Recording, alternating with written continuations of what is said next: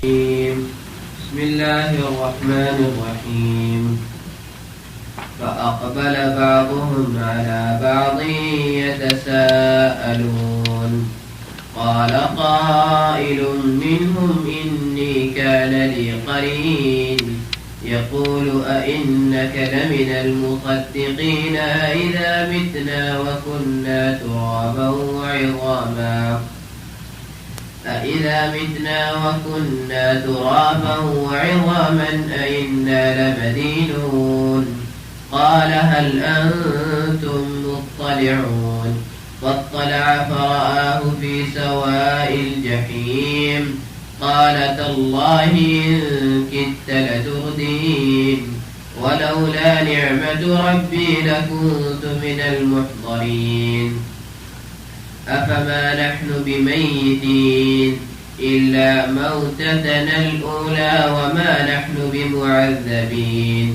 إن هذا لهو الفوز العظيم لمثل هذا فليعمل العاملون أذلك خير نزلا أم شجرة الزقوم إنا جعلناها فتنة للظالمين إنها شجرة تخرج في أصل الجحيم طلعها كأنه رؤوس الشياطين فإنهم لآكلون منها فمالئون منها البطون ثم إن لهم عليها لشوبا من حميم ثم إن مرجعهم لإلى الجحيم إنهم ألفوا آباءهم ضالين فهم على آثارهم يهرعون ولقد ضل قبلهم أكثر الأولين ولقد أرسلنا فيهم منذرين فانظر كيف كان عاقبة المنذرين إلا عباد الله المخلصين.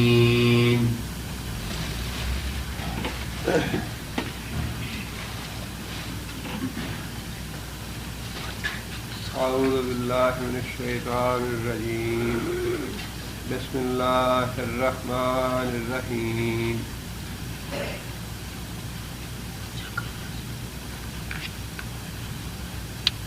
پچھلے رکوع میں آیت نمبر 27 میں اللہ تعالیٰ نے یہ بات ارشاد فرمائی وَأَقْبَلَ بَعْضُهُمْ عَلَىٰ بَعْضٍ يَتَسَاءَلُونَ جنتی لوگ جو ہیں جہنمی لوگ ایک دوسرے کی طرف متوجہ ہوں گے اور ایک دوسرے سے سوال جواب کریں گے، بحث کریں گے، مناظرہ کریں گے کہ تم لوگ ہمارے یہاں آنے کا سبب بنے ہو، ایک دوسرے کو مورد الزام ٹھہرائیں گے۔ یہاں اب اللہ تعالیٰ نے جنتی لوگوں کا ذکر فرمایا ہے، جنت میں جو لوگ جائیں گے ان کی میزبانی کس طرح سے کی جائے گی اور ان کے لیے جنت میں کیا نعمتیں ہوں گی، اور پھر اس کے بعد اللہ تعالیٰ نے اسی طرح سے جس طرح جہنمی آپس میں گفتگو کریں گے اور اس بات پہ بحث اور مناظرہ کریں گے کہ ہمارے جہنم میں آنے کا سبب کون بنا ہے، جنت میں بھی اللہ تعالیٰ نے جنتی لوگوں کے آپس میں بات چیت اور گفتگو کا تذکرہ فرمایا ہے یہاں پہ، جس میں ایک جنتی آدمی اپنے ایک جہنمی دوست کو یاد کرتا ہے کہ وہ گناہگار آدمی تھا، مجھے بھی وہ گناہ کی طرف لے جانا چاہتا تھا، پتہ نہیں اب وہ کہاں پہ ہے، یہ سوچے گا۔ اللہ تعالیٰ اسے پوچھیں گے کہ کیا تم اس آدمی کو دیکھنا چاہتے ہو، وہ کہاں ہے؟ تو وہ آدمی خواہش کرے گا کہ یا اللہ وہ آدمی کدھر ہے جو میرا دوست تھا دنیا میں اور مجھے بھی کہا کرتا تھا کہ یہ تم جو باتیں کرتے ہو مرنے کی، جینے کی اور دوبارہ حساب کتاب کی، جنت کی، یہ تو بیوقوفوں والی باتیں ہیں، کیا تم بھی ان باتوں پہ یقین رکھتے ہو؟ تو وہ آدمی کہے گا کہ ہاں یا اللہ میں دیکھنا چاہتا ہوں۔ تو اللہ تعالیٰ اس کو کہیں گے کہ اچھا ہاں وہ جہنم میں جھانک کے دیکھو۔ وہ آدمی جہنم میں جھانکے گا تو عین جہنم کے وسط میں اپنے اس دوست کو پائے گا اور کہے گا یا اللہ تیرا بڑا شکر ہے، تیرا بڑا فضل ہے، اگر تیرا فضل نہ ہوتا تو یہ تو مجھے بھی گمراہ کر کے اپنے ساتھ جہنم میں لے جاتا۔ اس کا ذکر اللہ تعالیٰ نے ان آیتوں میں ارشاد فرمایا ہے۔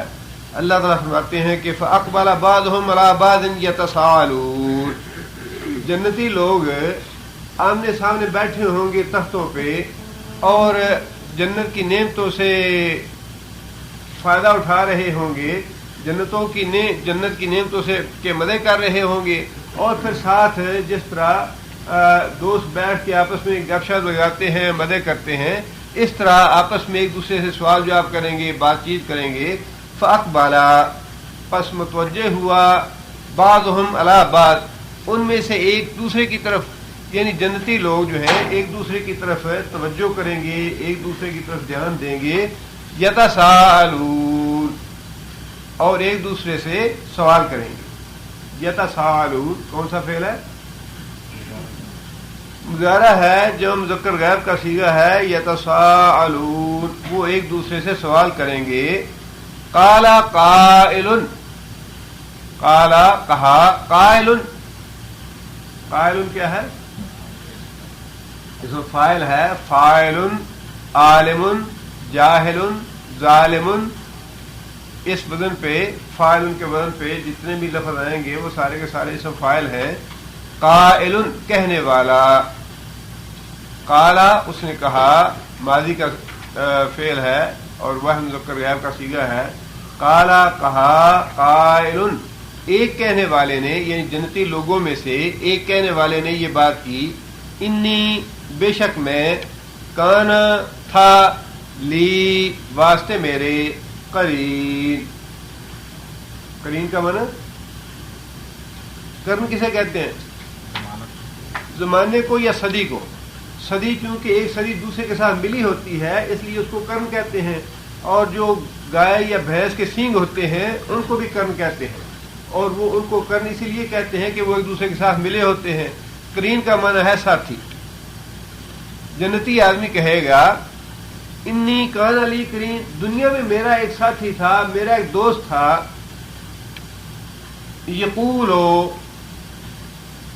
جو کہا کرتا تھا، ویسے تو یہ مضارع کا فعل ہے، یقولو مضارع ہے جس کا معنی حال اور مستقبل میں ہوتا ہے، جو کہتا ہے یا کہے گا، لیکن یہاں سیاق و سباق کے اعتبار سے بعض اوقات ماضی کے لفظ کا مستقبل میں اور مضارع کا ماضی کے زمانے میں ترجمہ ہوتا ہے۔ سیاق و سباق کے اعتبار سے یہاں یہی آئے گا کہ اس وقت جب جنت میں جنتی ہوں گے تو وہ جنتی آدمی کہے گا، یقولو وہ جہنمی کہا، میرا ساتھی کہا کرتا تھا دنیا میں، انکا، آ جو ہے یہ استفہام کا سوالیہ ہے، کیا، ان بے شک، کا تو، کیا بے شک تو، لمن المصدقین، لا البتہ، من سے، مصدق، مصدق کیا ہے؟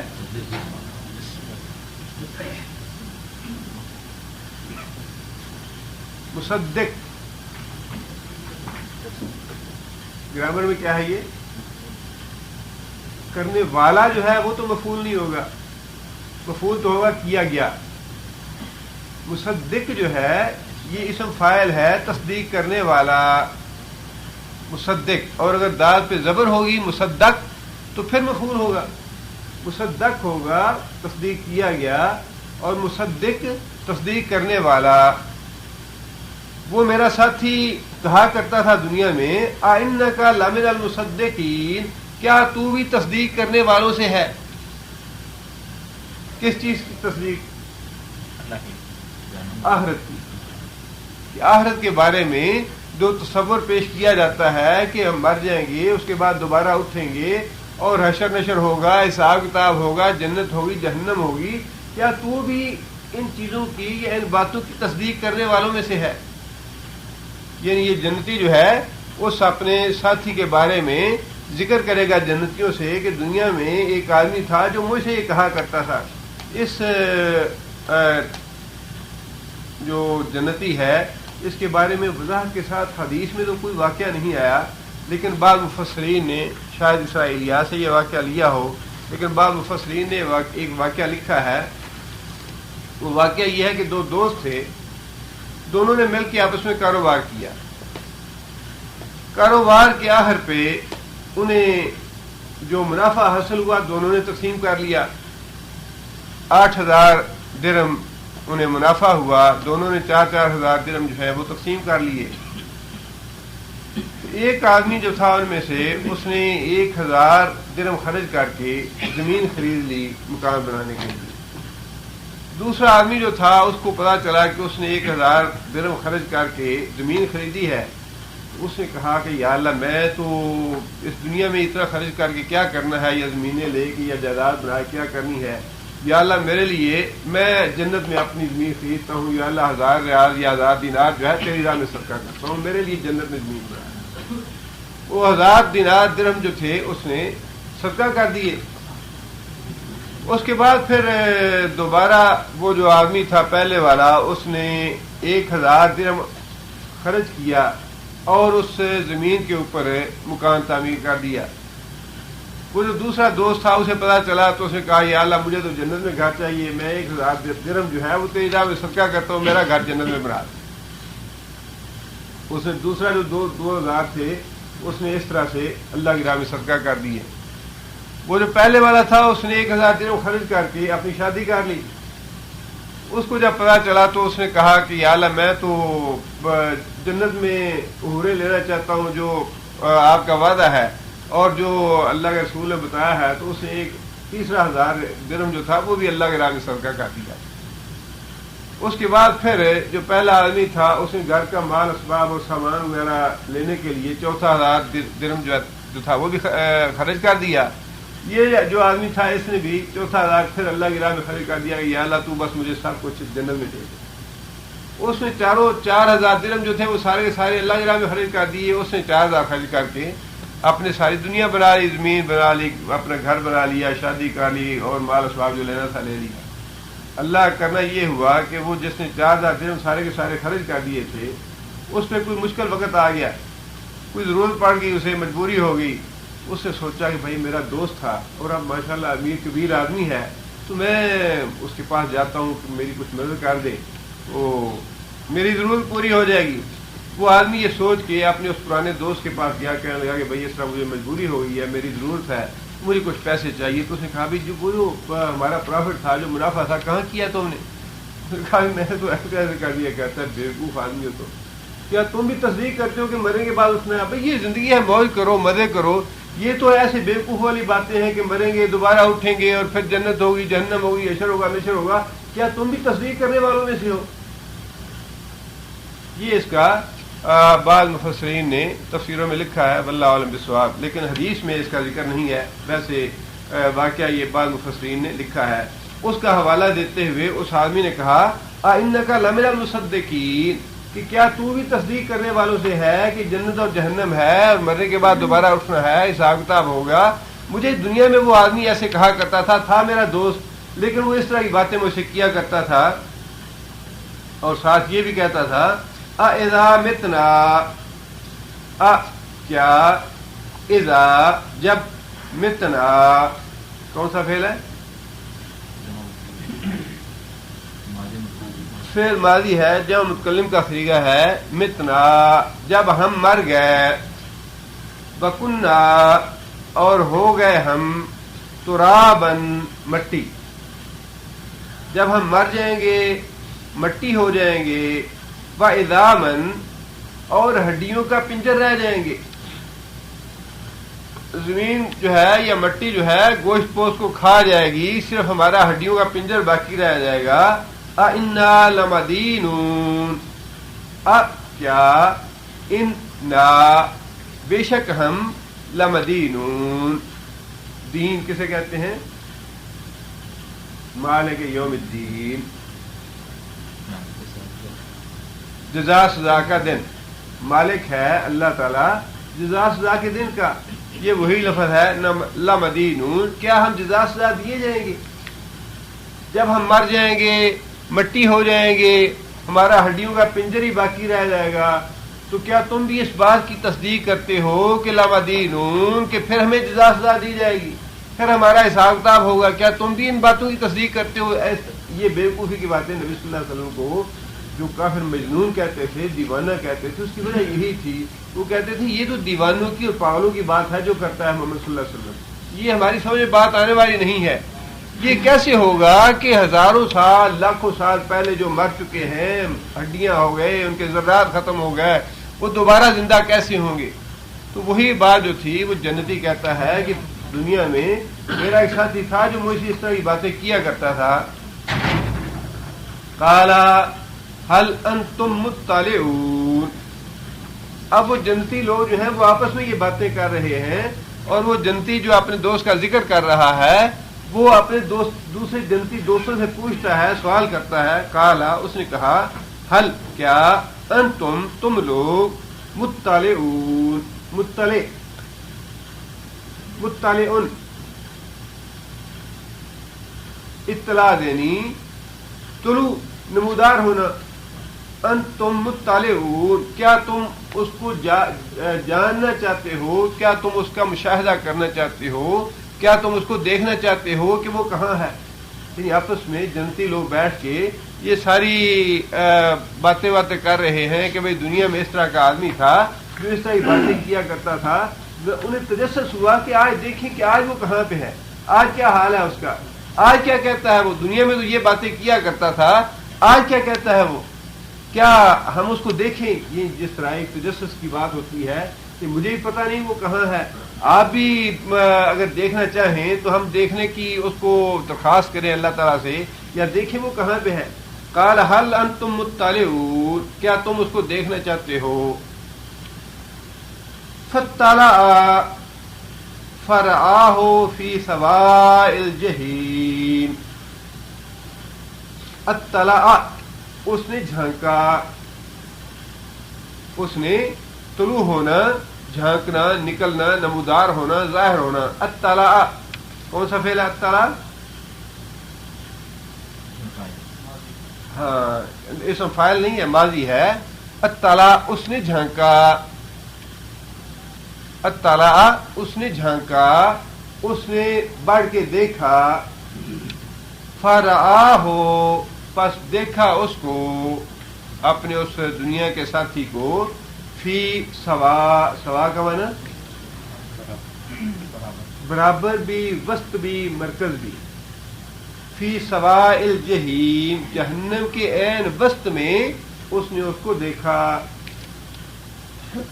جنتی آدمی آپس میں بات چیت کر کے جب انہیں یہ کہا جائے گا، فرشتہ کہے گا کہ کیا اطلع، یا اللہ تعالیٰ کے حکم سے وہ ایسے جھانکیں گے تو وہ اپنے ساتھی کو جہنم کے عین وسط میں، جہنم کے مرکز میں پائے گا. قالا، وہ جنتی آدمی نے کہا، تاللہ، تاللہ، تا جو ہے یہ قسمیہ ہے. باللہ، تاللہ، واللہ، تینوں لفظ قسم کے لیے استعمال ہوتے ہیں. تاللہ، اللہ کی قسم، ان کتا لتردین. کتا، کادا جو ہے یہ لفظ ہے، قریب ہے، ممکن ہے، قریب ہے.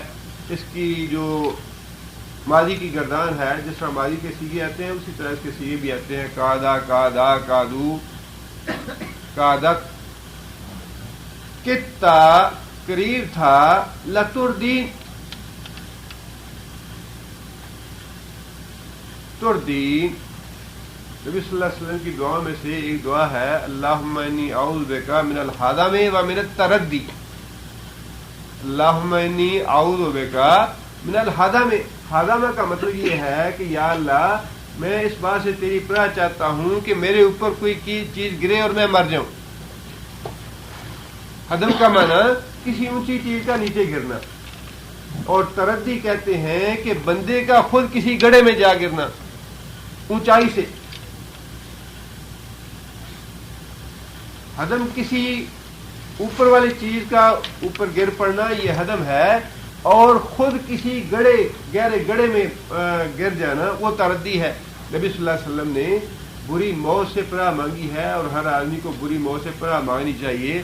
اللہم انی اعوذ بک من الحدم ومن التردی واعوذ بک من الحرق والغرق والحرم.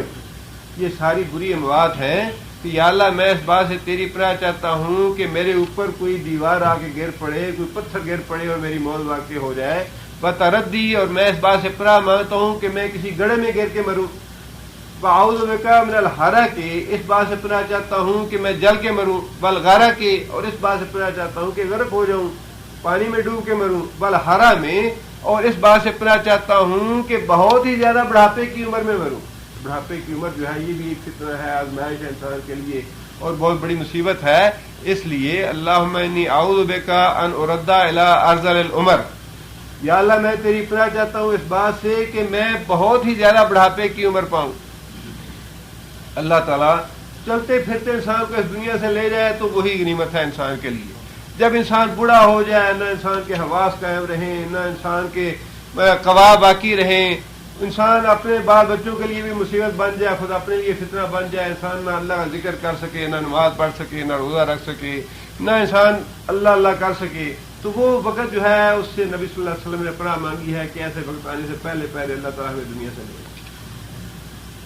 تو یہ لفظ وہی استعمال کیا گیا تردی والا، لتردین، تو مجھے بہت ہی گہرے گڑھے میں گرانے والا تھا، تاللہ ہے اللہ کی قسم، ان کتا قریب تھا کہ تو لتردینی، مجھے بھی اس گڑھے میں گرا دیتا، جس گڑھے میں تو خود پہنچا ہوا ہے مجھے بھی تو اسی گڑھے میں لے کے جانے والا تھا۔ اس سے آپ خود اندازہ کر سکتے ہیں کہ صحبت اور دوستی یہ کتنی اہم ہے۔ نبی صلی اللہ علیہ وسلم نے اس لیے یہ بات ارشاد فرمائی کہ دوست جو ہے وہ دیکھ کے بناؤ، اس لیے کہ دوست اپنے دوست کے دین پہ ہوتا ہے۔ بڑی نبی صلی اللہ علیہ وسلم نے پتے کی اور صحیح بات ارشاد فرمائی کہ دوست جو ہے وہ اپنے دوست کے دین پہ ہوتا ہے، دوست کے ساتھ اٹھتا ہے، بیٹھتا ہے، اس کی بات چیت سنتا ہے، اس کے افکار سے، اس کے مزاج سے، اس کی عادات سے انسان متاثر ہوتا ہے، اور چاہے نہ چاہے بعض چیزیں جو ہے وہ قبول کر لیتا ہے، بعض اس کی باتیں سن کے خاموش ہو جاتا ہے۔ اس لیے نبی صلی اللہ علیہ وسلم نے ایک اور حدیث میں یہ بات ارشاد فرمائی کہ تیرے دسترخوان پہ سوائے متقی آدمی کے اور کوئی نہ بیٹھے۔ جو ظاہر انسان کا جس کو دوست بناتا ہے اس کے گھر بھی آتا ہے، جاتا ہے، بلاتا ہے، تو جو آدمی نیک ہے، پرہیزگار ہے، وہ کسی کے گھر میں جا کے نقب نہیں لگائے گا،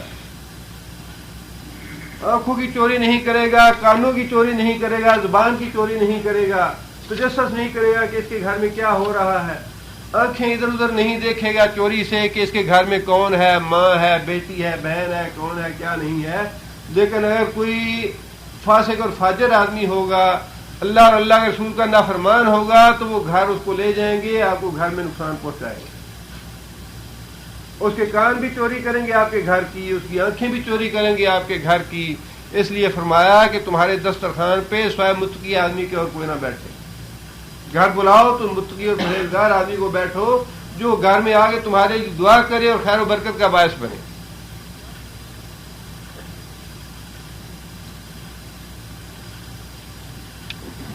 اور ان آیتوں سے بھی یہ پتہ چلتا ہے کہ انسان کو دوست ایسے بنانے چاہیے جو اس کی عاقبت کے لیے اچھے ہوں، کہیں ایسا نہ ہو کہ لاشعوری طور پہ انسان ایسے دوستوں کی صحبت میں پھنس جائے جو اس کو لاشعوری طور پہ گمراہی کے راستے پہ، جہنم کے راستے میں لے جائے، اور انسان کو پتہ ہی نہ چلے ان کے طلت اور دین قریب تھا کہ میں تیری باتیں مان لیتا اور میں بھی جہنم میں چلا جاتا۔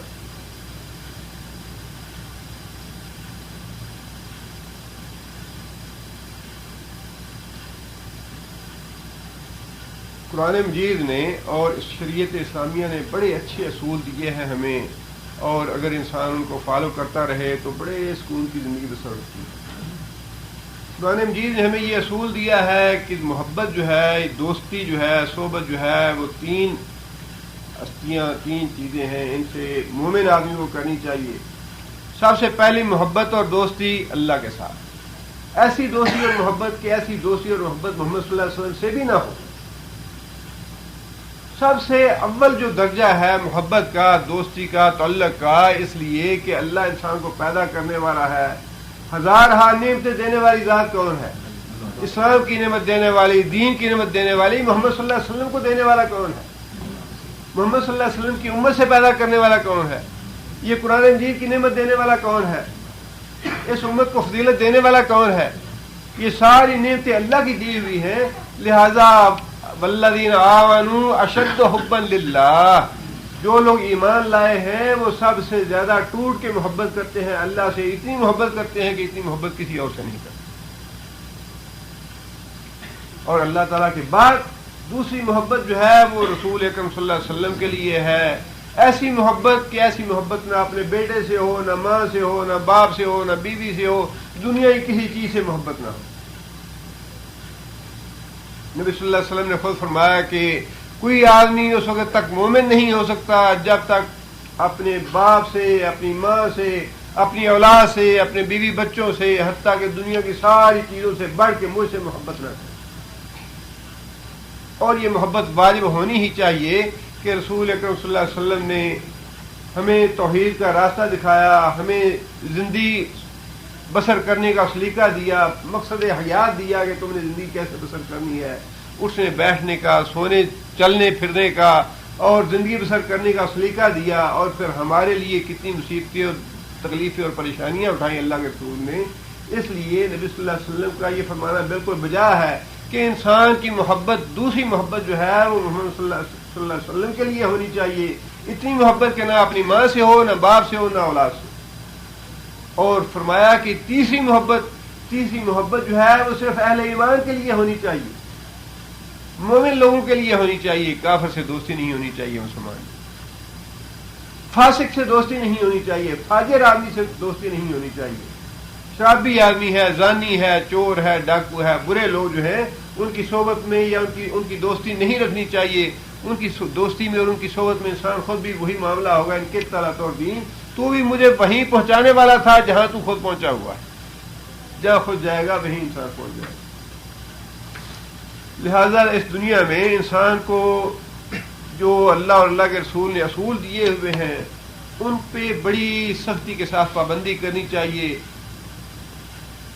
ایسا اللہ نہ کرے ایسا ہو، لیکن اگر سگا بھائی بھی فاسق اور فاجر ہے تو اسے بھی تعلق نہ رکھے انسان. ماں بھی مشرک ہے، جس طرح صحابہ کرام کا عمل تھا. حضرت حنظلہ باپ ان کا تورات کا عالم تھا عامر، اور نبی صلی اللہ علیہ وسلم کا کٹر دشمن، اتنا پکا دشمن کہ مدینہ چھوڑ کے نبی صلی اللہ علیہ وسلم سے معاملہ نفرت کی وجہ سے مکہ چلا گیا کہ میں اس شہر میں نہیں رہوں گا جہاں محمد صلی اللہ علیہ وسلم رہتے.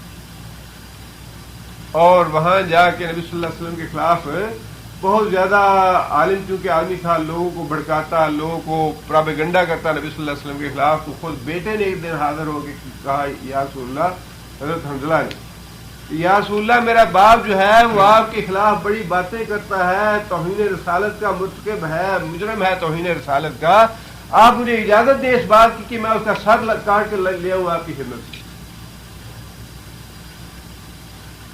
نبی صلی اللہ علیہ وسلم نے اجازت نہیں دی.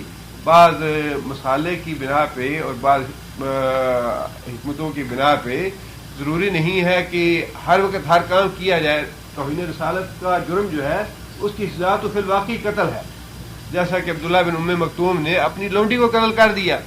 لونڈی نے نبی صلی اللہ علیہ وسلم کو گالیاں دی، برا بھلا کہا. عبداللہ بن ام مکتوم جو ہے وہ منع کرتے رہے لیکن وہ باز نہ آئی. عبداللہ بن ام مکتوم کہتے ہیں کہ ایک رات میں نے چھڑا پکڑا اور اس کو قتل کر دیا. اگلے دن پھر پتہ چل گیا، لوگ مسجد میں اکٹھے ہوئے فجر کی نماز کے لیے، تو نبی صلی اللہ علیہ وسلم نے پوچھا کہ یہ کام کس نے کیا ہے.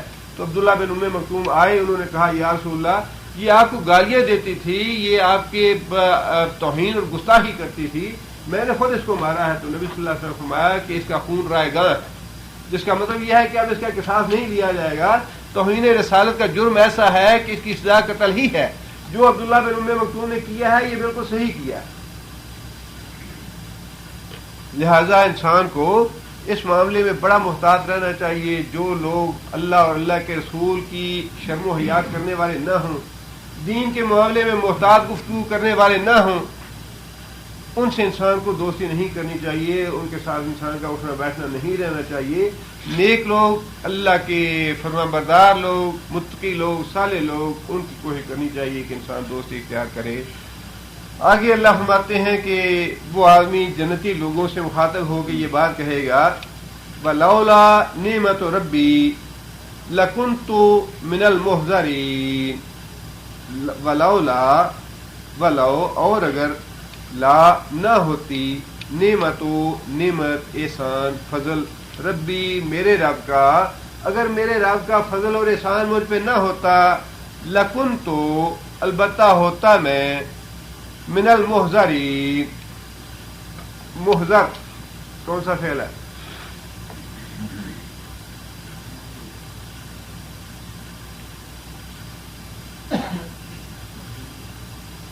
ہاں، اس کا فاعل کیا ہوگا؟ محضر حاضر کرنے والا، محضر حاضر کیا گیا، محضر حاضر کیا گیا اسم مفعول ہے یہ، بالکل وہی جس طرح مصدق تصدیق کرنے والا، مصدق تصدیق کیا گیا۔ اگر میرے رب کا مجھ پہ احسان نہ ہوتا، اگر میرے رب کا فضل نہ ہوتا، لکنت من المحضرین، تو آج میں بھی ان لوگوں میں ہوتا جو عذاب کے لیے حاضر کیے گئے ہیں، جو عذاب کے لیے پکڑے گئے ہیں، جو عذاب کے لیے پیش کیے گئے ہیں۔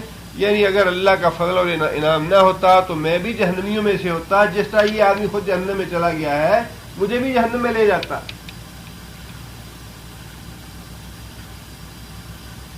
اب یہاں تک تو گفتگو جو ہے جنتی آدمی اپنے اس ساتھی کو دیکھ کے تو اس کے بارے میں جنتیوں کو بتائے گا۔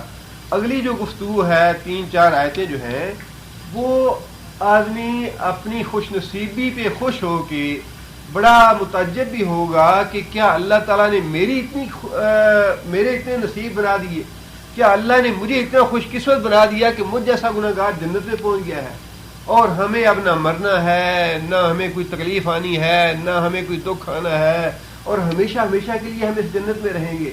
لہٰذا وہ تعجب کے ساتھ خود اپنے آپ سے گفتگو کرتا ہے، اپنے آپ سے گفتگو یہ کرتا ہے، افما نحن بمیتین، کیا پس ما نہیں ہے، نحن ہم لوگ بمیتین مرنے والوں میں سے، کیا ہم اب مرنے والوں میں سے نہیں ہیں؟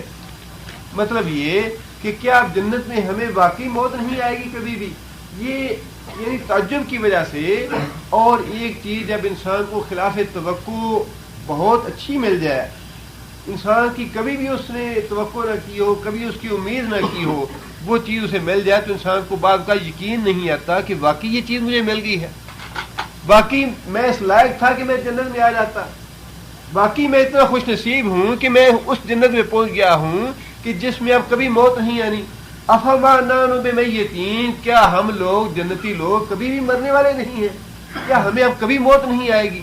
یہ ساری بات جو ہے وہ آدمی خود اپنے آپ سے مخاطب ہو کے اپنی خوش قسمتی پہ نازا ہو کے کر رہا ہے۔ الا موتتنا الاولی، مگر موتتنا ہماری وہ موت، الاولی دنیا والی، بس وہ دنیا والی موت جو ہمیں آنی تھی وہ ہمیں آ گئی، اب اس جنت میں ہمارے لیے کوئی موت نہیں۔ کیا واقعی ایسے ہی ہے؟ کیا واقعی میں اتنا خوش نصیب ہوں کہ میں اس جنت میں پہنچ گیا، یا اللہ نے مجھے اپنے فضل سے، اپنی نعمت سے ایسی جنت میں پہنچا دیا کہ بس دنیا میں جو ہم پہ موت آ گئی وہ آ گئی، اس کے بعد اب ہمیں کبھی بھی مرنا نہیں ہے۔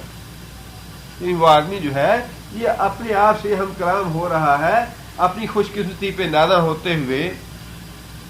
اور اگلی بات یہ کہتا ہے وما نحن بمعذبین، وما اور نہیں، نحن ہم لوگ، معذب کون سا فعل ہے؟ دیکھیے زبر جب بھی آئے گی مفعول ہوگا، اور اس کا فاعل کیا ہوگا؟ معذب۔ معذب کا معنی عذاب دینے والا، معذب عذاب دینے والا، معذب عذاب دیا گیا۔ ما نحن بمعذبین، جو لوگ عذاب دیے جائیں گے ان میں سے ہم نہیں ہیں۔ ہمیں اللہ نے جنت میں بھیج دیا، اور اللہ کا فضل ہے کہ یہ ایسی جنت ہے کہ اس میں کبھی موت نہیں آنی، اور دوسری وہ اللہ کا شکر ادا کرتا ہے کہ وما نحن بمعذبین، کہ ہم تو جہنمیوں میں سے نہیں ہوں گے، ہم کبھی عذاب نہیں دیے جائیں گے۔ کتنا بڑا اللہ کا احسان ہے، کتنی بڑی اللہ کی نعمت۔ آج ہمیں ان باتوں کا احساس نہیں ہے، ہم وقت ضائع کرتے ہیں اور ضرورت محسوس نہیں کرتے قرآن مجید کا مطالعہ کریں، اس کو پڑھیں، سمجھیں، اس کو وقت دیں، لیکن اس چیز کا اندازہ قیامت کے دن ہوگا، یا پھر جن لوگوں کا ایمان اتنا پختہ تھا صحابہ کرام کا، جو جنت اور جہنم کو اپنی آنکھوں سے دنیا میں دیکھتے تھے، ان کو احساس تھا کہ کتنی بڑی نعمت تھا یہ. جیسے کہ میں نے گزارش کی پچھلے درس میں بھی، انس بن مالک کو مبارک دی عید کی کسی نے، انہوں نے کہا کہ بھائی میری عید کا دن تو وہ ہوگا جس دن اللہ تعالیٰ مجھے جہنم سے بچا کے جنت میں بھیج دے، وہ عید کا دن ہوگا. اور یہی جو ہے خوشی کا اظہار وہ جنتی آدمی کر رہا ہے کہ اب ہمیں کبھی مرنا بھی نہیں. وما نحن بمعذبین، اور کتنا اللہ کا فضل ہے، کتنا اللہ کا احسان ہے کہ ہم کبھی بھی عذاب دیے جانے والوں میں سے نہیں ہوں گے، ہمیں کبھی عذاب نہیں دیا جائے گا. ان ھذا لہو الفوز العظیم. یہ اگلی آیت جو ہے یہ اس آدمی کا کلام بھی ہو سکتا ہے جنتی کا، اور خود اللہ تعالیٰ کا تبصرہ بھی ہو سکتا ہے. ان ھذا، بے شک یہ، لہوا، البتہ وہی یہی ہے، فوز العظیم، فوز عظیم، بہت بڑی کامیابی، عظیم الشان کامیابی یہی ہے کہ انسان کو اللہ تعالیٰ جہنم سے بچا لے، جنت میں بھیج دے. یہ بہت بڑی کامیابی. اب یہ کامیابی کا معیار جو ہے ہمیں اپنے سامنے رکھنا چاہیے. دنیا میں انسان کی زندگی کیسی بھی گزر جائے، کامیابی اس دنیا کی زندگی کامیابی نہیں، یہ عارضی کامیابیاں ہیں.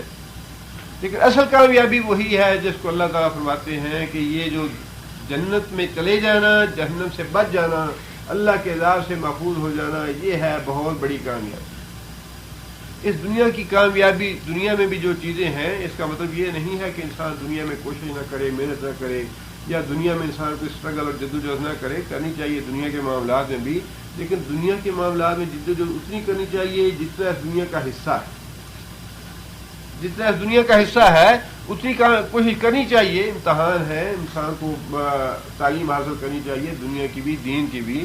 پھر اس کے بعد انسان کا سروس ہے یا بزنس ہے یا اور کام ہے، اس کے لیے انسان کو کامیابی کے لیے جدوجہد کرنی چاہیے. اسلام جو ہے یا شریعت جو ہے وہ ہمیں دنیا سے الگ تھلگ نہیں کرنا چاہتی، لیکن ان ساری کامیابیوں سے بڑھ کر اس کامیابی کا تصور ذہن میں رہنا چاہیے کہ صرف اس دنیا کی کامیابی ہی کامیابی نہیں ہے کہ ہم ہر طرح کا جو حلال حرام اور جائز ناجائز اور اچھا برا سب کچھ کرتے رہیں، بلکہ وہ حدود اور قیود جو اللہ اور اللہ کے رسول نے بنائی ہیں ہر کام کے لیے، حقوق اللہ کے لیے، حقوق العباد کے لیے، اس کے اندر رہتے ہوئے ہمیں دنیا کے لیے جدوجہد کرنی چاہیے. اصل کامیابی تو وہی ہے جس کو اللہ نے فرما دیا کہ کامیابی، حقیقی کامیابی یا سب سے بڑی کامیابی یہی. آگے اللہ تعالیٰ نے یہ بات ارشاد فرمائی اہل ایمان کو ترغیب دلانے کے لیے، اہل ایمان کو ہدایت دینے کے لیے، لمثل ھذا فلیعمل العاملون. لمثل ھذا، اس کی معنی ھذا کا اشارہ کس طرف ہے؟ فوز العظیم کی طرف سے. لمثل ھذا، اس جیسی کامیابی کے لیے، فلیعمل، عمل کرنا چاہیے. عاملون، عامل کیا ہے؟ فاعل ہے. عاملون جمع کا صیغہ ہے، عمل کرنے والے. جو عمل کرنے والے ہیں، کوشش کرنے والے ہیں، جدوجہد کرنے والے ہیں، جنہوں نے سٹرگل کرنی ہے، انہیں چاہیے کہ وہ اس کامیابی کو حاصل کرنے کے لیے کام کریں. یہ کامیابی حاصل کرنے کے لیے جدوجہد کریں. اپنی ساری قوت، اپنی ساری انرجی، اپنا مال، اپنا دولت، اپنا وقت جو ہے وہ کھپانا چاہتے ہیں تو اس کام کے لیے کھپائیں، یہ کامیابی حاصل کرنے کے لیے. دنیا کی کامیابیاں جو ہیں یہ اس کے مقابلے میں بالکل ہی عارضی ہیں. دنیا کی کامیابی کے لیے اور دنیا میں رہنے کے لیے دنیا کو اتنا وقت دو جتنا دنیا کا حصہ ہے، لیکن اصل کامیابی اور اصل جو زندگی ہے وہ تو آخرت کی زندگی ہے. لا عیش الا عیش الاخرہ. نبی صلی اللہ علیہ وسلم نے جب مسجد نبی تعمیر فرما رہے تھے تو یہ فقرات نبی صلی اللہ علیہ وسلم فرما رہے تھے کہ اللہم اغفر للانصار والمہاجرہ لا عیش الا عیش الاخرہ. یا اللہ انصار اور مہاجرین کو معاف فرما دے، ان کی مغفرت کر دے، اور اصل زندگی جو ہے وہ تو آخرت کی زندگی ہے، یہ زندگی تو نہیں ہے، یہ تو جیسی کیسی بھی گزر ہی جانی ہے. وہ کہتے ہیں کہ ایک بادشاہ کے محل کے باہر ایک فقیر آیا اور اس نے آ کے دستک دی، دروازے پہ حارث کھڑا تھا، تو اس حارث نے کہا کہ تم فقیر آدمی ہو، یہ تو بڑے بادشاہ کا محل ہے، یہاں تم کیا لینے آئے ہو؟ اس نے کہا کہ میں یہاں رات بسر کرنا چاہتا ہوں، سرائے ہے یہ بھی، اور مجھے یہاں کسی جگہ پہ رات بسر کرنے دو، رات آ گئی ہے، میں صبح اٹھ کے چلا جاؤں گا۔ کہتا ہے بیوقوف آدمی ہو، بادشاہ کا محل ہے اور تم کہتے ہو یہ سرا ہے، چلے جاؤ یہاں سے۔ اس نے کہا کہ بھئی یہ سرا تو ہے، مجھے تو سرا ہی لگتی ہے، اور اگر تم گزارنے نہیں دیتے تو میں چلا جاتا ہوں، لیکن مجھے تم یہ بتاؤ کہ اس محل میں جو آج بادشاہ ہے، اس سے پہلے کون تھا؟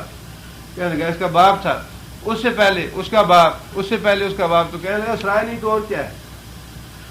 آج سے 20 سال پہلے یہاں کوئی آدمی رہتا تھا، 5 سال بعد وہ مر گیا، دوسرا آ گیا، پھر تیسرا آ گیا، چوتھا آ گیا، پانچواں آ گیا، تو سرائے بھی تو وہی ہوتی ہے کہ جس میں کسی ایک آدمی کا مستقل ٹھکانا نہ ہو۔ تھوڑی دور چلا گیا، کہیں تندور وغیرہ تھا، تندور اس نے روٹیاں ووٹیاں لگائے ختم کر دیا، گرم تھا تندور کے اندر گھس گیا، اس نے رات وہاں پہ گزاری، اور صبح وہاں سے گزرتے ہوئے محل کے قریب سے پھر اس نے صدا لگائی کہ شب تنور گزشت، شب سمور گزشت، کہ جس نے ریشم کے لحافوں میں رات گزاری، رات اس کی بھی گزر گئی، اور جس نے تندور میں بیٹھ کے رات گزاری، رات اس کی بھی گزر گئی، دونوں کی رات گزر گئی۔ لیکن دیکھنا یہ ہے کہ اس دنیا کی رات گزارنے کے بعد اگلی رات کیسی آتی ہے، اگلا دن کیسا آتا ہے۔ اللہ فرماتے ہیں کہ جن لوگوں نے محنت کرنی ہے، عمل کرنا ہے، کچھ کام کر کے جانا چاہتے ہیں اس دنیا سے، انہیں چاہیے کہ یہ کامیابی حاصل کرنے کے لیے محنت کریں۔ آگے اللہ تعالیٰ نے پھر ذکر فرمایا ہے، تقابل کیا ہے جنتی لوگوں کا اور جہنمی لوگوں کا۔ اللہ فرماتے ہیں اذالک خیر، اذالک کیا، ذالک کیا ہے؟ اس میں اشارہ ہے بعید کے لیے، اذالک کیا یہ، خیر بہتر ہے، ذالک کا اشارہ کس طرف ہے؟ فوز عظیم کی طرف۔ ہذا کا اشارہ بھی فوز عظیم کی طرف ہے، ذالک کا اشارہ بھی فوز عظیم کی طرف ہے۔ اذالک خیر، لوگوں یہ بتاؤ کہ کیا یہ فوز عظیم بہتر ہے، نزلاً میزبانی کے طور پہ، ام یا شجرۃ الزقوم، یا تھور کے درخت کی میزبانی بہتر ہے؟ ان دونوں میں سے کون سی چیز بہتر ہے؟ جنت، نعمتوں بھری جنت جو ہے وہ بہتر ہے، یا تھور کا درخت جو ہے وہ جسے کھانا ہے وہ بہتر ہے؟ وہ میزبانی بہتر ہے یا وہ میزبانی بہتر ہے؟ یہ اللہ تعالیٰ نے دعوت فکر دی ہے قرآن مجید پڑھنے والوں کو، اپنی مخلوق کو، اپنے بندوں کو، کہ ذرا یہ غور و فکر کرو، ذرا سوچو کہ جنت کی میزبانی اچھی ہے یا زقوم کا کھانا جو ہے وہ بہتر ہے؟ اس لیے کہ جہنمیوں کو جہنم میں زقوم کھانا پڑے گا۔ انا جعلناها فتنة للظالمین، انا بے شک ہم نے، جعلنا کون سا فعل ہے؟ جعلنا ماضی ہے جو متکلم کا صیغہ ہے، ہم نے کیا، ہم نے بنایا، اس کو، کی ضمیر زقوم کے لیے، ہم نے اس زقوم کو بنایا فطرتاً آزمائش، للظالمین ظالموں کے لیے۔ زقوم کے بارے میں نبی صلی اللہ علیہ وسلم نے یہ بات ارشاد فرمائی ہے کہ زقوم اتنا زہریلا ہوگا، جہنم کا اتنا زہریلا ہوگا کہ اگر اس کا ایک قطرہ دنیا میں ڈال دیا جائے تو جتنے بھی خرد و نوش کی چیزیں ہیں انسانوں کی ساری اسے ایک قطرے سے تباہ ہو جائے، زہریلی ہو جائے، کھانے کے قابل نہ رہے۔ اور نبی صلی اللہ علیہ وسلم نے فرمایا کہ اس آدمی کا حال کیا ہوگا جس کو جہنم میں زقوم کھانا پڑے گا، زقوم ہی اس کی خوراک ہوگی۔ قرآن مجید میں 4 قسم کے الفاظ اللہ تعالیٰ نے استعمال کیے ہیں جہنم کے کھانوں کے لیے۔ لیس لہم طعام الا من ضریع، ضریع جو ہے یہ کانٹے دار گھاس ہوگی جو جہنمیوں کو دی جائے گی کھانے کے لیے، اور یہ زقوم مفسرین نے لکھا ہے، ویسے تو جو نام قرآن مجید میں استعمال کیے گئے وہ دنیا کی چیزوں سے ملتے جلتے ہی ہیں، رمان ہے، عنب ہے، یا اور اس طرح کی چیزیں دنیا میں بہرحال ان کی مثالیں موجود ہیں. تھور اس کے بارے میں زقوم کے بارے میں مفسرین نے لکھا ہے کہ ہمارے ہاں جو تھور کا درخت ہے یہ اسی طرح کا درخت ہوگا جہنم میں جو جہنمیوں کو کھانا پڑے گا. اور زری جو ہے وہ کانٹے دار گھاس ہے جس کے بارے میں فرمایا کہ لیس لہم طعام الا من ذری لا یسمن ولا یغنی من جوع، کہ وہ نہ تو انہیں کوئی فائدہ پہنچائے گی نہ ہی ان کی بھوک کم کرے گی. اسی طرح فرمایا کہ بعض کھانے ایسے ہوں گے کہ جو ان کے حلق میں پھنس جائیں گے، نہ انسان اس کو نگل سکے گا نہ انسان اس کو باہر پھینک سکے گا. اور یہ جو فرمایا کہ ہم نے اس زقوم کو ظالموں کے لیے فطرہ بنا دیا، یہ اللہ تعالیٰ نے بات اس لیے ارشاد فرمائی کہ اللہ تعالیٰ نے یہ بات ارشاد فرمائی کہ اگلی آیت میں شجرہ کا لفظ ہے اس کے لیے، زقوم کے لیے شجرہ کا. جب کافروں نے یہ سنا کہ نبی صلی اللہ علیہ وسلم یہ فرماتے ہیں کہ جہنم میں ایک درخت اگے گا جو جہنمی کھائیں گے، زقوم اس کا نام ہے، تو انہوں نے اس کا تمسخر اور استہزاء اڑایا، مذاق اڑایا کہ لو جی اب پہلے تو محمد صلی اللہ علیہ وسلم یہ خبر دیتے تھے کہ جہنم میں آگ ہوگی، اب حضرت صاحب یہ فرماتے ہیں کہ اس آگ میں درخت اگے گا. حالانکہ آگ کا اور درخت کا کوئی جوڑ ہی نہیں، وہاں درخت میں آگ میں درخت کیسے اگے گا؟ ان بیوقوف کو یہ پتا نہیں تھا کہ یہ تو اللہ تعالیٰ کی قدرت پہ منحصر ہے کہ جو اللہ تعالیٰ انسان کو اس دنیا میں دو پاؤں پہ چلاتا ہے، قیامت کے دن وہی اللہ تعالیٰ کی ذات اس انسان کو سر کے بل چلائے گی. قرآن مجید میں بھی یہ چیز آتی ہے کہ کافر لوگ جو ہیں ان کو قیامت کے دن ہم جب اٹھائیں گے اندھا کر کے اٹھائیں گے اور منہ سر کے بل چلائیں گے انہیں. اور خود نبی صلی اللہ علیہ وسلم نے بھی صحابہ کرام کو یہ بات ارشاد فرمائی کہ بعض کافر ایسے ہوں گے جن کو حشر میں لانے کے لیے وہ سر کے بل چلیں گے. تو صحابہ کرام نے پوچھا یا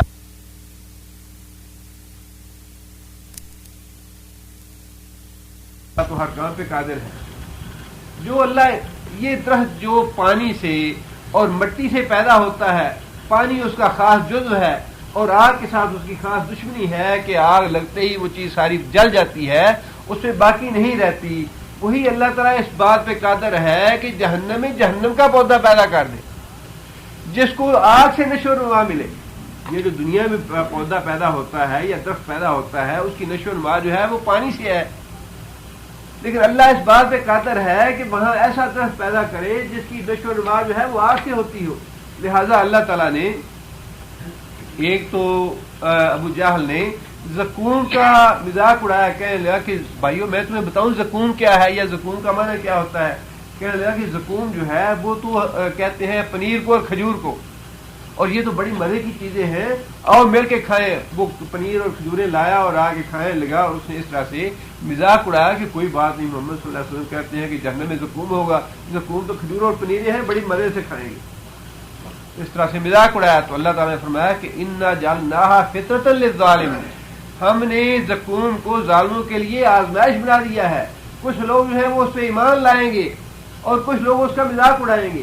اس طرح جو مذاق اڑائیں گے ان کے لیے یہ چیز آزمائش بن جائے گی اور ان کے لیے ہلاکت اور بربادی کا باعث بن جائے گی. اور پھر اللہ تعالیٰ نے یہ جو ان کا اعتراض تھا کہ آگ میں درخت کیسے پیدا ہوں گے، اس لیے کہ آگ اور درخت جو ہے یہ تو متضاد چیزیں ہیں، پانی اور آگ ہے یہ. تو اللہ تعالیٰ نے اس کا جواب یہ دیا انہا شجرۃ، انہا بے شک یہ زقوم جو ہے ہا کی نیت زقوم کے لیے شجرۃ ایک درخت ہے، تخرجو نکلے گا، پیدا ہوگا، اگے گا، فی اصل الجحیم، اصل کا معنی جڑ، بنیاد، جہنم کی تہ سے، جہنم کی بنیاد سے، جہنم کی جڑ سے اگے گا.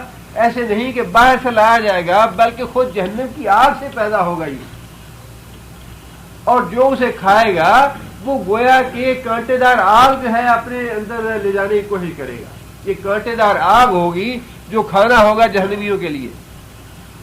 اللہ نے فرمایا کہ وہ درخت تو ایسا ہے جو جہنم کی تہ سے اگے گا، آگ سے ہی پیدا ہوگا، آگ ہی اس کی نشو و نما کرے گی، اور حقیقت میں وہ آگ ہی ہوگی کانٹے دار. اللہ فرماتے ہیں تل اوہا،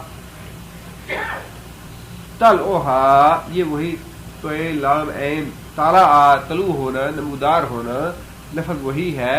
جب کسی درخت کو پھل لگتا ہے شروع میں جب اس کے گوشے نکلتے ہیں نمودار ہوتے ہیں طلوع ہوتے ہیں تو اس کو تل کہا جاتا ہے. اسم ہے یہ طلعها اس کا پھل اپیرنس اس کا پھل اس کے شگوفے کأنہ گویا کہ وہ رؤوس الشیاطین رؤوس واحد کیا ہے راس سر ہے شیطانوں کے اس کے جو زقوم کا پھل ہوگا یا اس کے شگوفے ہیں وہ شیطانوں کے پھل کی طرح ہوں گے. اب یہ جو اس کی تفصیل دی گئی شیطانوں کے پھل شیطانوں کے سر کی یہ دراصل ایک تخیلاتی تمثیل ہے. ایسے نہیں ہے کہ شیطان انہوں نے دیکھا ہوا تھا اور ان کو بڑی نفرت تھی یا بڑا خوف اور ڈر لگتا تھا شیطان کے سر سے تو انہیں یہ کہا گیا, بلکہ بعض اوقات تخیلاتی چیزیں تصوراتی چیزیں جو ہیں وہ انسان ان کو استعمال کرتا ہے. مثال کے طور پہ بعض اوقات بچوں کو ڈرانے کے لیے وہ جن بھوت آ گیا, حالانکہ جن بھوت خود بھی دیکھا نہیں ہوتا کہنے والے نے, لیکن ایک تصور میں یا تخیل میں ایک چیز موجود ہے کہ بھئی یہ کوئی بڑی ڈراؤنی چیز ہے یا وہ چڑیل آ گئی. تو چڑیل کا تصور جو ہے یہ ایسے نہیں کسی نے دیکھا ہے بلکہ اس کے لفظ سے ہی یہ محسوس ہوتا ہے کہ بڑی کوئی خوفناک اور ڈراؤنی چیز ہے. ایسے ہی اللہ تعالیٰ نے ایک تمثیل دی ہے کہ شیطان جو تمہارا دشمن ہے جسے تم نفرت کرتے ہو اور جو تمہارے لیے خیر کا لفظ نہیں ہے, انتہائی انسان کے لیے تکلیف دہ لفظ ہے, فرمایا کہ شیطان کے سروں کی طرح ہوگا وہ پھل جس کو تمہیں کھانا پڑے گا. فَإِنَّهُمْ لَآكِلُونَ مِنْهَا فَإِنَّهُمْ پس بے شک وہ لوگ یعنی جہنمی لَآكِلُونَ آکلون کیا ہے اسم فاعل ہے فاعل ان کے وزن پہ عالم ان کے وزن پہ جاہل ان کے آکلون آکلان آکلون آکلون کھانے والے اسم فاعل ہے لآکلون کھانے والے ہیں منہا اس سے کیسے زقوم سے ہا کے میر زقوم کے لیے جہنمی لوگ کھانے والے ہیں زقوم سے فمالئون مالئون مالا ملی ملی یہ اکثر کہتے ہیں کیا ملی کا معنی فل کرنا بھر دینا مالا سردار جو اگلے کو روب سے بھر دے مالا اس نے بھر دیا اپنے روب سے اپنے خوف سے ڈر سے مالا کا لفظ جو ہے بہت دفعہ قرآن مجید میں استعمال ہوا ہے مالئون بھرنے والے منہا اس سے البطون واحد کیا ہے بطن بطن واحد ہے مانا پیٹ ہے کہ جہنمی لوگ اپنے پیٹوں کو بھرنے والے ہیں زقوم سے. جہنمیوں کے کھانوں کے بارے میں بھی اور پینے کے بارے میں بھی قرآن مجید میں بھی اور احادیث میں بھی اللہ تعالیٰ نے بات ارشاد فرمائی کہ جو پینے ہوں گے ان میں ماء ان سدید ایک فرمایا کہ ماء ان سدید ہوگا جو پینا ہوگا انہیں اور اس کی مفسرین نے وضاحت یہ لکھی ہے کہ ماء ان سدید وہ ہے کہ جہنمیوں کے زخموں سے جو مادہ بہے گا اس کو سدید کہا جاتا ہے وہ مادہ جو ہے انہیں پینا ہوگا. ایک فرمایا کہ ماء ان حمیم کھولتا پانی اور نبی صلی اللہ علیہ وسلم فرمایا کہ کھولتا پانی یا مشروب جو ہے وہ ایسا ہوگا ماء المحل یشفی الوجوہ محل کا پانی اتنا کھولتا ہوگا کہ جو پیئیں گے تو ان کے منہ کو جلا دے گا. نبی صلی اللہ علیہ وسلم فرمایا کہ جب جہنمی لوگ مشروب پیئیں گے تو اتنا وہ کھولتا ہوگا کہ ان کے ہونٹ جو ہے یا گوشت جو ہے منہ کا وہ جل سڑ کے الگ ہو جائے گا.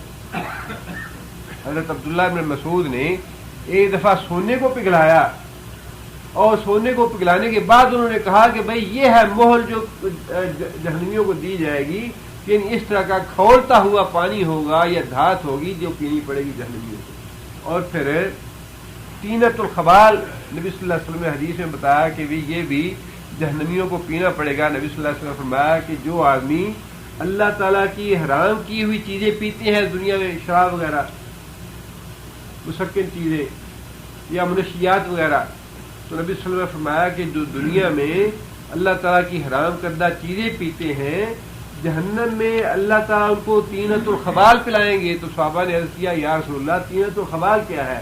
نبی صلی اللہ علیہ وسلم نے فرمایا کہ یہ جہنمیوں کا پسینہ ہوگا، جو پسینہ ان کا نکلے گا وہ شرابیوں کو دیا جائے گا پینے کے لیے جہنم۔ کہ دنیا میں تم مزہ لینے کے لیے شراب پیتے تھے، نشہ لینے کے لیے، سور حاصل کرنے کے لیے، اب اس کا بھی مزہ لو۔ اللہ فرماتے ہیں کہ یہ زقوم جو ہے جس کا مذاق اڑایا کافروں نے، اللہ فرماتے ہیں کہ اسی زقوم سے تم لوگ اپنا پیٹ بھرو گے جہنمی لوگ۔ ثم پھر ان بے شک لہم واسطے ان کے علیہا اوپر اس کے، یعنی وہ کھانے کے بعد، زقوم کھانے کے بعد کھانا کھائیں گے تو اس کے بعد پیاس لگے گی۔ اللہ فرماتے ہیں لشوبا من حمیم، شو کا معنی ہوتا ہے آمیزش، کسی چیز کو کسی دوسری چیز کے ساتھ مکس کرنا، ملانا، اسے شوب کہتے ہیں۔ من حمیم کھولتا ہوا پانی، جو ان کو پینے کے لیے دیا جائے گا، محل دیا جائے گا، ماء سدید دیا جائے گا، طینۃ الخبال دیا جائے گا۔ اللہ فرماتے ہیں کہ اس میں کھولتا ہوا پانی ڈال دیا جائے گا، کھولتے ہوئے پانی کی آمیزش ہوگی جو وہ زقوم کھانے کے بعد پیئیں گے۔ آگے اللہ فرماتے ہیں ثم پھر ان بے شک مرجعہم، مرجع کیا ہے؟ یہ مرجع جی کیا ہے؟ مرجع جو ہے یہ اسم مکان ہے، لوٹنے کی جگہ۔ مرجع ان کے لوٹنے کی جگہ، لَإِلَى الْجَحِيمِ جہنم کی طرف، پھر ان کے لوٹنے کی جگہ جو ہے وہ جہنم ہوگی۔ اس میں انسان کو تھوڑا سا یہ کنفیوژن ہوتا ہے کہ جہنم میں تو وہ آلریڈی پہلے سے ہی جہنم میں ہے، یہ جو اللہ نے فرمایا کہ پھر ان کو لوٹایا جائے گا جہنم کی طرف، تو اس کی تفسیر میں مفسرین نے یہ لکھا ہے کہ جہنم میں ایک خاص علاقہ ہوگا جس میں جہنمیوں لوگوں کے کھانے پینے کا انتظام ہوگا۔ مثال کے طور پہ یوں سمجھ لیجئے کہ مختلف جگہ پہ ہوٹل بنے ہوئے ہیں، اب کھانے پینے کی حاجت پیش آئی تو اچھا بھی ہوٹل میں جائے کھا پی لو، جائے کھانا پینا ہے۔ کسی ہوٹل میں کھانے کے لیے زقوم رکھا ہے اور ماء حمیم ہے، کسی میں زرعی ہے، کسی میں کچھ اور کھانا ہے، کسی میں کچھ اور کھانا ہے، تو وہ جو ہے کھانے پینے کی جب حاجت پیش آئے گی جہنمیوں کو تو انہیں کہا جائے گا کہ اچھا بھی کھانے کے لیے فلاں علاقے میں چلے جاؤ، فلاں ہوٹل میں چلے جاؤ، فلاں جگہ پہ چلے جاؤ، وہاں جا کے وہ زرعی کھائیں گے یا زقوم کھائیں گے، اور اس کے بعد مشروب وغیرہ حمیم پئیں گے یا طینۃ الخبال پئیں گے، تو پھر فرشتے جو ہیں انہیں پکڑ کے ان کی اپنی اصل جگہ جو ہے قید خانہ اس میں لے آئیں گے، ہوگی سارا وہ جہنم ہی ہوگی۔ اب اس کا صحیح جو تصور ہے یا صحیح کیفیت جو ہے وہ تو اللہ تعالیٰ بہتر جانتے ہیں، لیکن ایک تھوڑا سا کنسیپٹ جو انسان کے ذہن میں آتا ہے، مثال کے طور پہ دنیا میں مختلف علاقے ہیں، ایک علاقہ جو ہے وہ یک وقت بہت زیادہ ٹھنڈا ہے اور وہی علاقہ دوسری طرف بہت زیادہ گرم ہے، خط استوا پہ اور طرح کا موسم ہے اور اوقات بھی اور طرح کے ہیں۔ اسی طرح جہنم میں بھی مختلف خطے ہوں گے، مختلف جگہ ہوں گی اور مختلف کیفیتیں ہوں گی، تو کھانے کے لیے پینے کے لیے الگ ایک جگہ ہوگی جہاں پہ جہنمی جب کھانے پینے کی ضرورت محسوس کریں گے تو انہیں لے جایا جائے گا، اور جب وہ کھا پی کے فارغ ہو جائیں گے تو فرشتے انہیں ان کی اپنی اصل جگہ پہ قید خانے میں لوٹانے کے لیے واپس جہنم میں لے آئیں گے۔ اللہ فرماتے ہیں ثم ان مرجعہم لإلی الجحیم، پھر ان کا لوٹنا ہوگا جہنم کی طرف، یعنی اپنے قید خانے کی طرف، اپنی اصل جگہ کی طرف۔ آگے پھر اللہ تعالیٰ نے یہ جہنمیوں کا ذکر کرنے کے بعد فرمایا، یہ بات ارشاد فرمائی کہ جہنمی جہنم میں آئے کیوں، ان کا جرم کیا تھا۔ اللہ فرماتے ہیں انہم الفو، انہم بے شک وہ یعنی جہنمی، الفو الفت کی انہوں نے، آباءہم ضالین، ویسے یہاں پہ جو معنی ہے اس کا وہ ہے چلنا، یعنی وہ چلے پیچھے لگے، آباءہم اپنے آباء و اجداد کے، ضالین جو کہ گمراہ تھے. ان کا جرم یہ ہے جہنمیوں کا کہ آنکھیں بند کر کے یہ اپنے آباء و اجداد کے راستے پہ چلتے رہے. انہوں نے عقل سے کام نہیں لیا کہ ہمارے باپ دادا جس راستے پہ چل رہے ہیں یہ راستہ صحیح ہے یا نہیں. آنکھیں بند کر کے کہ چونکہ ہمارے باپ دادا کا یہ مذہب ہے لہذا ہم اس مذہب کو نہیں چھوڑ سکتے. یہ باپ دادا والی بات جو ہے یہ اس کو چھوڑنا پھر واقعی بڑا مشکل ہوتا ہے. بیشتر ہم لوگ جو مسلمان ہیں ان میں بھی یہی معاملہ ہے کہ جو ماں باپ نے پڑھا دیا جو ماں باپ نے سکھا دیا اسی پہ چل رہے ہیں. اور اللہ ماشاء اللہ یہ ایسا ہوتا ہے کہ پھر اس کے بعد انسان خود اپنی عقل سے یا اپنے شعور سے کچھ سوچتا ہے اور اپنا راستہ تبدیل کرتا ہے. ورنہ اکثریت جو ہے ہاں یہ اپنے ماں باپ دادا سے ہم نے یہی پڑھا ہے یہی سنا ہے اسی طرح ہم دیکھتے چلے آ رہے ہیں. یہی وہ بات ہے جو اللہ تعالیٰ نے فرمائی کہ ان کا جرم یہ ہے کہ یہ اپنے باپ دادا کے راستے پہ آنکھیں بند کر کے چلتے رہے حالانکہ ہم ضالین. وہ تو گمراہ تھے لیکن انہوں نے نہیں سوچا کہ ہمارے باپ دادا کا راستہ صحیح ہے بھی یا نہیں. اس سے جہاں یہ پتہ چلتا ہے کہ انسان کو اپنے باپ دادا کی تقلید آنکھیں بند کر کے نہیں کرنی چاہیے. دنیا میں باپ دادا کا نام اللہ نے کیوں لیا؟ باپ دادا جو ہے یہ بڑے محترم ہوتے ہیں انسان کے لیے. ان سے زیادہ حق کسی کا نہیں ہے دنیا میں. اللہ اور اللہ کے رسول کے بعد اس دنیا میں اگر کسی کا سب سے زیادہ حق ہے تو وہ انسان کے والدین. اس لیے اللہ تعالیٰ نے فرما دیا کہ جس کا سب سے زیادہ حق ہے دین کے معاملے میں اگر آنکھیں بند کر کے اس کے پیچھے چلو گے تب بھی تمہیں سزا بھگتنی پڑے گی. اور اگر انسان اپنے مولوی کے پیچھے آنکھیں بند کر کے چلے جی مولوی صاحب نے یہ فرما دیا ہے یا پیر صاحب نے یہ فرما دیا ہے یا حضرت صاحب نے یہ کہہ دیا ہے یا امام صاحب نے یا عالم صاحب نے یہ کہہ دیا ہے، آنکھیں بند کر کے انسان اس کی بات مانتا چلا جائے جیسے کہیں ویسے کرتا چلا جائے تو بعید نہیں کہ اگر وہ صحیح ہے تو صحیح انسان راستے پہ چلا جائے گا، لیکن اگر وہ گمراہ ہے تو پھر وہ بھی وہیں چل جائے گا جہاں دوسرے گمراہ جائیں گے. اللہ نے خود انسان کو عقل اس لیے دی ہے. اس لیے جو لوگ کافروں کے ماحول میں اسلام کا مطالعہ کر کے مسلمان ہوتے ہیں وہ ہم سے زیادہ بہتر مسلمان بنتے ہیں. اس کی وجہ یہ ہے کہ وہ آبائی مسلمان نہیں، وہ شعوری مسلمان ہیں، سوچ سمجھ کے اور پڑھ کے اور دیکھ بھال کے مسلمان بنتے ہیں. لہذا ان میں وہ سپرٹ اور جذبہ پیدا ہو جاتا ہے جو فی الواقع ایک مسلمان میں ہونا چاہیے. ہم نے چونکہ اپنے باپ دادا کی تعلیم حاصل کی نہ تو ہمیں وہ قدر ہے، انہیں وہ قدر بھی ہوتی ہے جو مصیبتیں اور تکلیفیں ان پہ آتی ہیں کافروں کے ماحول میں وہ ان کو فیس کرتے ہیں، وہ ان کو برداشت کرتے ہیں. ان میں وہ جذبہ پیدا ہو جاتا ہے جو صحابہ کرام والا جذبہ تھا. لیکن ہمارے اندر وہ جذبہ اس لیے پیدا نہیں ہوتا کہ ہمیں اس دین کی قدر نہیں ہوتی کہ ماں باپ سے لے لیا اور ہم نے وہ تجسس بھی نہیں کیا، وہ تحقیق بھی نہیں کی جس پہ ماں باپ دادا چلتے رہے، جو باپ دادا نے سکھا دیا اسی کو قبول کر دیا. بلکہ ہونا یہ چاہیے کہ انسان کو خود اپنی بھی اندھی تقلید نہیں کرنی چاہیے. خود اپنی انسان کو کبھی بیٹھ کے تنہائی میں الگ بیٹھ کے غور کر لینا چاہیے کہ جو دین میں نے قبول کیا ہے جس پہ میں چل رہا ہوں یہ زندگی دوبارہ تو ملنی نہیں. ہاں انسان کتنا ہی اپنے معاملے میں یقین ہو کہ بھائی جو میں جس راستے پہ ہوں یہ واقعی بالکل سچا ہے، بالکل صحیح ہے، حق یہی ہے، لیکن پھر بھی انسان کو اس پہ غور کرنا چاہیے. اس کے دلائل انسان کو خود سوچنے چاہیے میں کیوں اس راستے پہ چل رہا ہوں.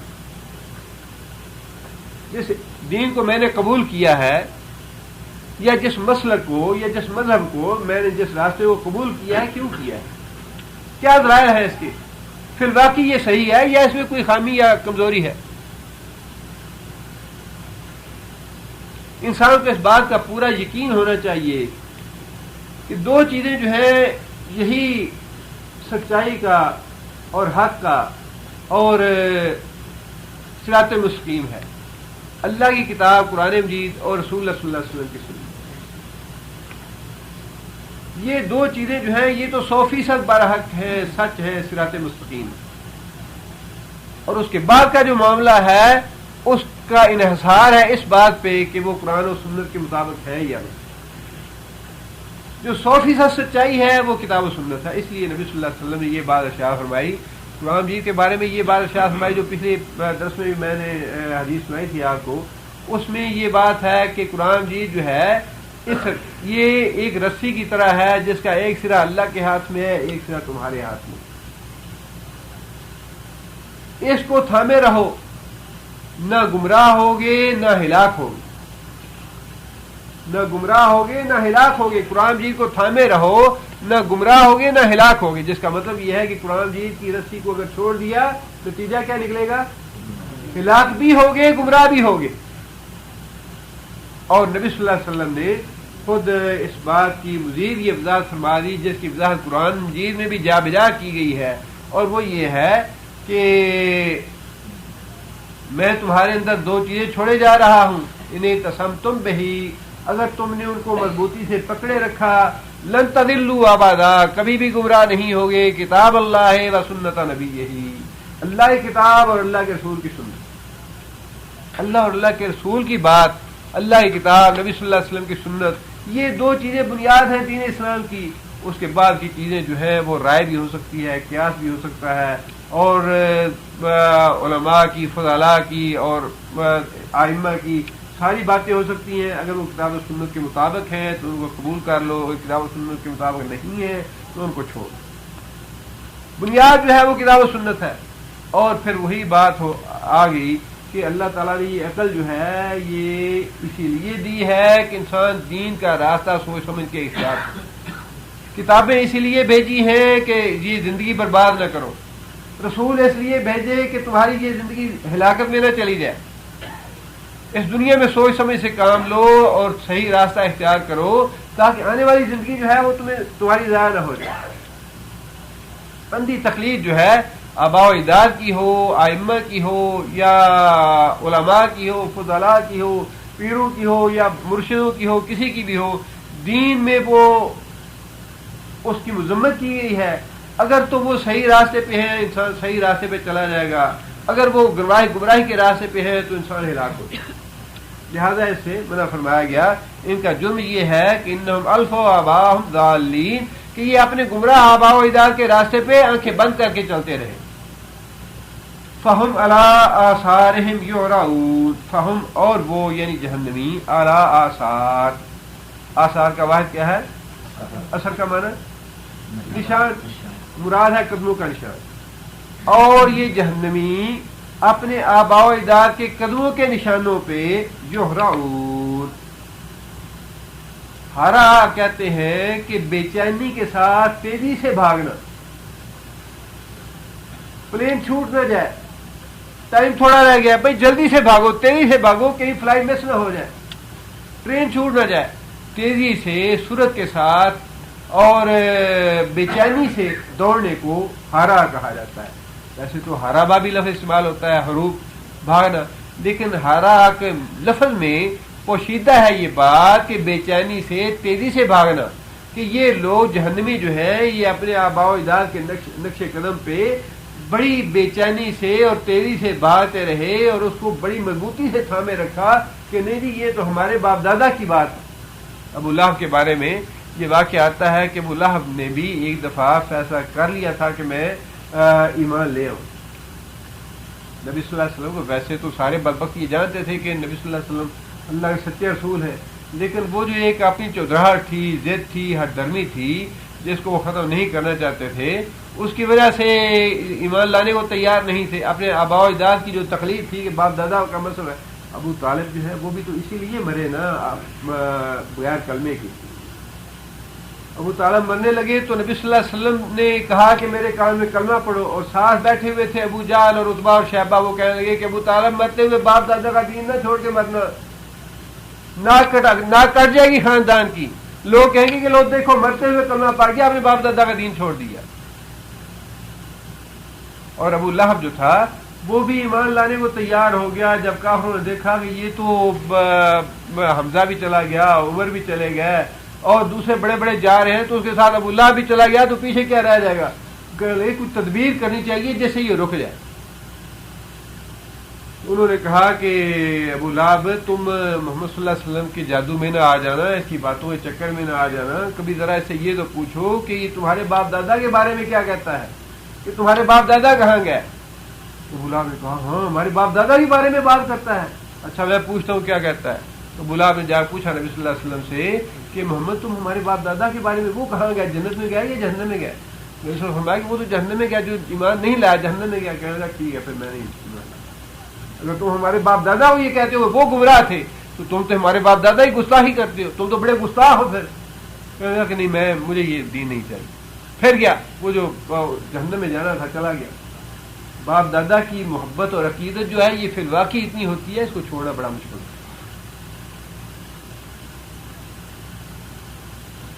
اللہ فرماتے ہیں کہ یہ لوگ اپنے گمراہ باپ دادا کے پیچھے چلتے رہے اور ان کے نقش قدم پہ بڑی سرعت کے ساتھ، تیزی کے ساتھ بھاگتے رہے۔ اللہ فرماتے ہیں وَلَقَدْ ضَلَّ قَبْلَهُمْ أَكْثَرُ الْأَوَّلِينَ، وَلَقَدْ ضَلَّ اور البتہ تحقیق، ضَلَّ گمراہ ہوئے، قبلہم ان سے پہلے، اکثر الاولین اکثریت پہلو کی اسی وجہ سے گمراہ ہوئی کہ اپنے باپ دادا کے پیچھے جانا ہے، ہمارے باپ نے جو کہا ہے، دادا نے جو کہا ہے وہی صحیح ہے۔ اللہ فرماتے ہیں وَلَقَدْ أَرْسَلْنَا فِيهِمْ مُنذِرِينَ، وَلَقَدْ اور البتہ تحقیق، حالانکہ ارسلنا کون سا فعل ہے؟ ماضی ہے، جو متکلم کا صیغہ ہے، ہم نے بھیجا، فیہم ان میں، منذر، ہاں جی منذر کیا ہے؟ اور اس کا مفعول کیا ہوگا؟ منذر، منذر ڈرایا گیا، منذر ڈرانے والا، منذر اسم فاعل ہے، منذر اسم مفعول ہے، منذر ڈرانے والا ہے۔